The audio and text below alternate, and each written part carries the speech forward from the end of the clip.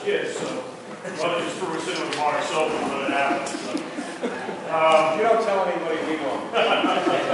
Plausible deniability is an affirmative defense then? Mr. Chairman, members of the committee, I did hand in some written testimony, which the staff has on top of the 2-inch D-ring binder I turned in last time, so we tried to take a little light on you this time. Hopefully everybody can hear me, even without the microphone.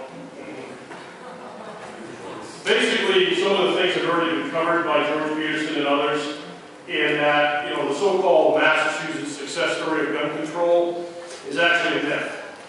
One of the things I hear all the time is that Massachusetts has the second to lowest gun death rate in the United States.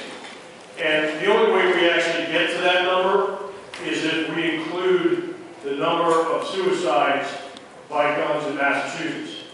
But if we're strictly talking about gun violence, as bad as suicide is, I don't really consider it violence. When you talk violence about people, they think of assaults, homicides, attempted homicides, that kind of crime. If you're just talking about gun violence, we actually rank 25th in the nation. We're not even close to being the best in the nation. And I actually get some people that say, Jim, why is it that so many people think, you know, we're leading the nation in the effort of gun crime? And my answer is, sometimes when people are so far behind and they can't see anybody in front of them, they think they're leading. But in fact, they're so far behind, there's nobody to look at. So one of the problems that we also must address in Massachusetts is that suicide is indeed a huge problem. But if you look at the rates of suicide in Massachusetts since the 1998 law has taken effect, gun-related suicides, yes, have dropped a tick, and I think the numbers are 158 to 134. So they've dropped a little bit. But suicide by hanging and suffocation rose from 173 to 278 in that same time period. So it's obvious to anybody who actually looks at the hardcore numbers that in 1998 we went after the thing instead of addressing the person. And that includes the human element for suicide, but it also includes the human criminal element, which we have let go. Because gun crime has drastically increased in Massachusetts. 80% of licensed gun owners lost their civil rights. But yet, gun crime has tripled in the state of Massachusetts. Now, if we applied that to automobiles, which, by the way, we lose on average 1 or 2 people to accidents, gun accidents a year in Massachusetts, and predominantly those people are in illegal possession and are actually too stupid to know how to operate a gun safely, and Darwin just takes over. But from there, we actually lose in the same time period every year 400 to 500 people a year on our highways. If we were to apply the same logic to highway safety as we do to so-called gun safety, we would remove 80% of the licensed drivers from the road, and if car accidents went up 300%, would anybody tolerate that? Of course not, because it's just ludicrous. And the same thing applies to where we have gone as a state. We're not leading anybody. We're falling behind. The rest of the country is moving forward with legislation, policies, and regulations that further respect the civil rights of lawful gun owners, and at the same time going after the human criminal element, and certainly the need to address mental health. As a matter of fact, I have said to many people in the building in the last year that perhaps the next legislative session, the legislature should look at a mental health bond bill or an omnibus bill, because there are enormous needs for mental health care, not only in the state but across the country. And because of just my name being out there in the media, I've had people from all over the country contact me and say, I have an abusive or an aggressive adult son or a daughter or an uncle or whatever it is. I have no place to bring them. If I bring them to the hospital, they drug them up and release them my custody. That is not an answer. You know, that's like bringing somebody to the hospital that's having a heart attack and give you 2 aspirin and tell you to take your father home. Since I've been in that situation, personally, I don't think that was a good answer. I would like to discuss just a few pieces of the legislation, not to get into great detail. The the testimony I provided is actually a section-by-section breakdown of some things we could support and some things we simply cannot support. Certainly, the biggest offense, I think, in the bill is the expansion of the so-called suitability clause, or the discretionary license. The suitability clause and the license to carry laws as they currently stand have been so widely abused in this state that other than renewals, it is the #1 complaint of gun owners across the Commonwealth. These laws and abuses of these laws have resulted in countless lawsuits in district courts and even superior courts across the state. For the most part, it's very difficult to beat it in court because what happens is even if you go to district court and you get a ruling in your favor, the local licensing authority who doesn't believe anybody should own a gun will appeal it to superior court, and then it's going to cost you thousands of dollars as a citizen to get those rights back, or to try to get those rights back, because there are chiefs who have been ordered by courts to issue licenses and have thumbed their noses and said, no, we're not going to issue them. The law says, I have the authority, you don't, go down. To expand something that has been so widely abused is simply unconscionable. There is no way that gun owners could ever support that. Now, one of the things I've heard and is in the bill is that, well, Jim, we're going to come up with standards for suitability, but that's going to be afterwards, and we'll form, the commission. Well, number one, we're going to have to pass the bill to find out what's in it.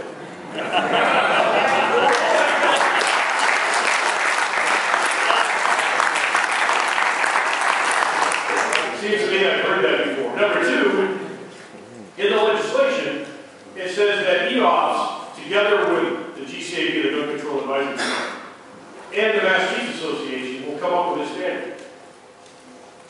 The chiefs of police are the ones who are abusing the law. How can we possibly have somebody that's abusing the law come up with a standard? That's insane. That's like having Jared Remy come up with abuse prevention order standards. I mean, that's insane. The other thing is the Executive Office of Public Safety, with all due respect to the Secretary and staff, we cannot rely on them as gun owners. 2 years ago, they put out a memo to all of the licensed retailers in the state about so-called assault weapon laws and high-capacity magazine laws. It was an unsigned, undated letter. They sent us a copy, which was nice. Everything in that letter was factually incorrect. Wasn't even debatable. So how can we rely on an administration and a system that doesn't even understand their own gun laws, can't comprehend them, and actually wants to work with the people who are abusing them to come up with a set of standards? And I would urge that the committee and the legislature as a whole stop using the term suitability, turn this thing around, and we start looking at it from a perspective of a prohibited person.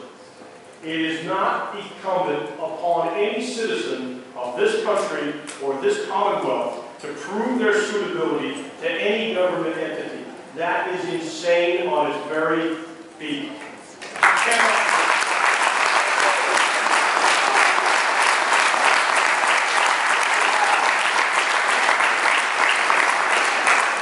The burden must be and should be on a government official who wants to remove my civil rights. The burden has to be on them to meet constitutional muster.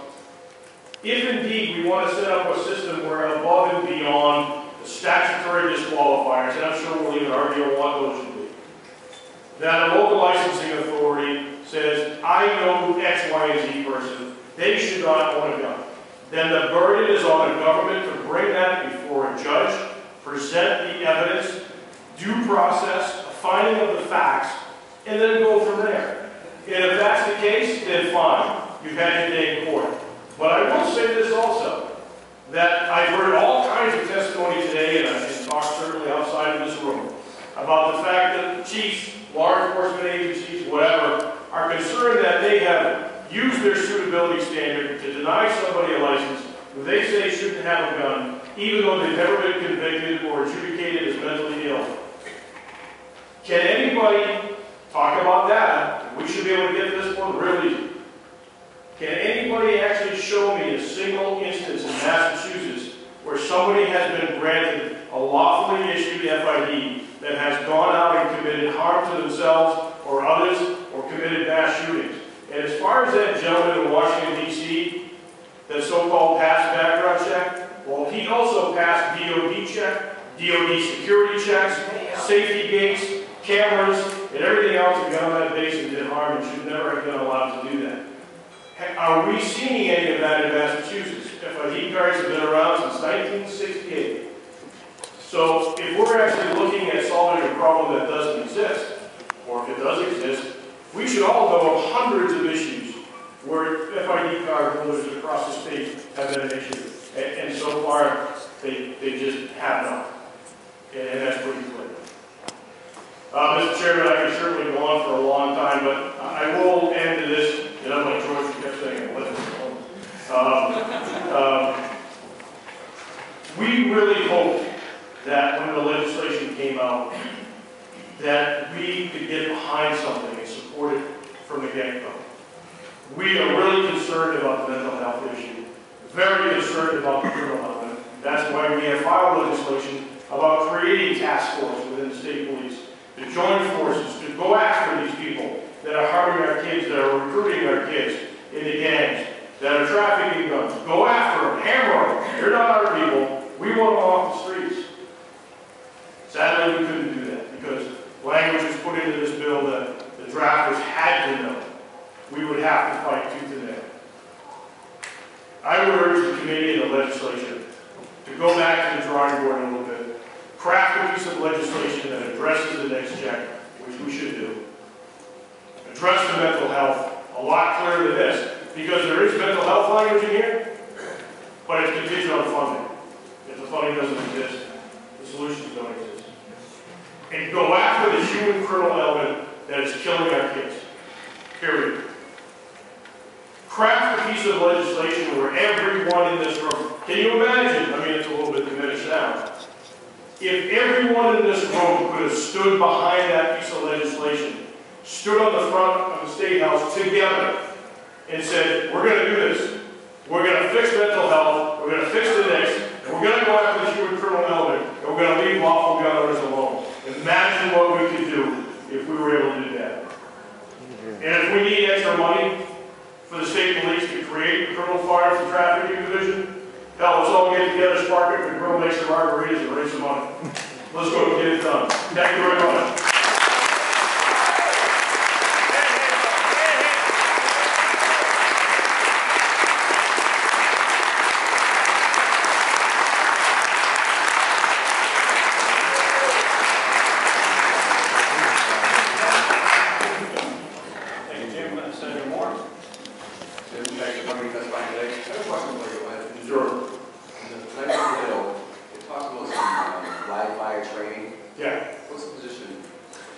It's one of those things that gun owners actually, and my trainer John Green up here, who's absolutely probably the most premier trainer in the Northeast, we do support and encourage live fire training. It's problematic when it's mandatory, and I'll give you an example. One of the programs that's very common throughout the Massachusetts is the Hunter Education Course, which is used by a lot of people to get their training, to get their FID. The Hunter Education Course is not live fire in Massachusetts, and it's because of the complexity of our gun laws. As a matter of fact, I had a very short conversation with some of the people who run the course, and I said, what would it take for Massachusetts Hunter Ed to become a live fire? And they started naming everything off that, well, number one, Fish and Wildlife would have to buy all of these guns, and then they had to buy different guns, handguns, shotguns, rifles, everything else. Then they'd have to find a place to store them safely according to the storage rules.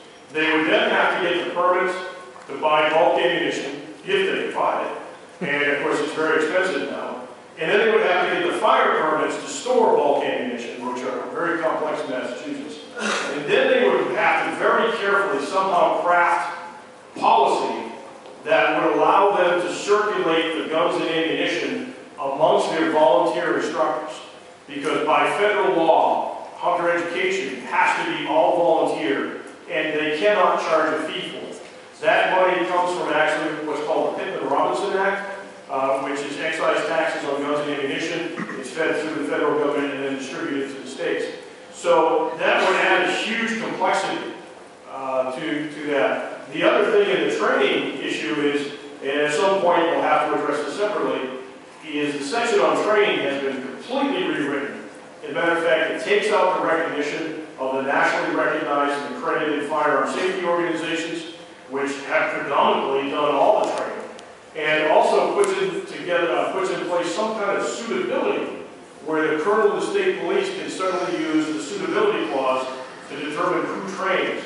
And we're not even sure how they're going to do that because we're not sure what the curriculum would look like. And again, I would actually say that one of the things that irritates us quite a bit on this whole training issue is that we live in a state where the government collects millions of dollars every year in license fees and doesn't spend a dime on firearm safety education. Not even a PSA about how to lawfully store and safely store your gun. Nothing. It's actually groups, the ALRA, Gun Owners Action League, and our affiliated organizations who do 100% of the safety training in the state.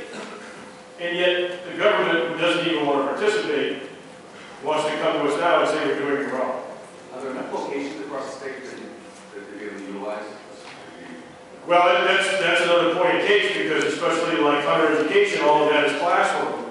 So they would have to start making sure that there's range availability somewhere, wherever they do these classes. And they do about 3,700 to 4,000 people a year. I'm sure between us and our affiliated organizations, you know, that number is probably 10 times that. So we would have to make sure that there's range availability at the various clubs before we can even schedule classes, which we already have to do. So that would actually put more emphasis on the clubs. And actually, to be honest with you, it could result in more noise complaints, unfortunately. Because the sleepy little clubs across the country are suddenly going to be inundated with requests for live fire. So it's something that we have to consider as well. Thank you. Sure. Representative Wire? Yes, Jim. You bring up the topic about suitability in the police chiefs. And you're right to a certain degree. I mean, there is a difference between from one town to the next. The suitability is, it depends on who it is. What would your suggestion be? Who would you appoint to determine suitability? Again, I would get away from the term suitability as program trash. But I would frame, matter of fact, in our legislation, represented in our public safety, civil rights and public safety bill, I think it's House 3264, we actually recraft the licensing based on a prohibited person status. And rather than trying to prove suitability, you prove somebody to be prohibited. And one of the things that helps you is it should help with law enforcement as well, because if you're a prohibited person, you know you shouldn't be in possession of a gun. So what I would suggest is, again, beyond statutory limits or definitions on what should be a prohibited person, if the chief, whoever it might be, the state, whatever, local licensing authority, believes that someone that passes that criteria, they're not technically a prohibited person, but I believe this person to be dangerous, then there has to be a due process, an adjudication process, where that person with the chief or whoever, the chief, the burden has to be on the government, where they go before a judge and prove their case that this person should not be allowed access to firearms, even though technically they're not a prohibited person. In that way, we have due process, and right now we just simply don't. It is inverted. There is no other, I can't think of any, I haven't for 20 years, any other system in law where we have, as citizens, have to prove us suitable, rather than the government proving us guilty. As a matter of fact, many courts have said, under old cases like Moyer and Ruggiero, that basically you're guilty until you prove yourself innocent as a potential gun owner. So you just want to change the standard from prohibition, so to speak. Yes. So you're not ruling out that the police chiefs would still have a role in that determination? As long as there's due process in the system and a finding of the facts, and right now there is none. As a matter of fact, in some of the court cases where people have appealed the chief's decision, the laws are so backwards that some courts have ruled that the chief doesn't even have to provide any evidence because it's incumbent upon you to prove your suitability rather than somebody to prove you prohibited. So the system needs to be inverted, so that my rights are secure unless the government can prove otherwise. Absolutely. Jim, in your opinion, should the adjudicatory body still be the district court? Could it be some administrative body?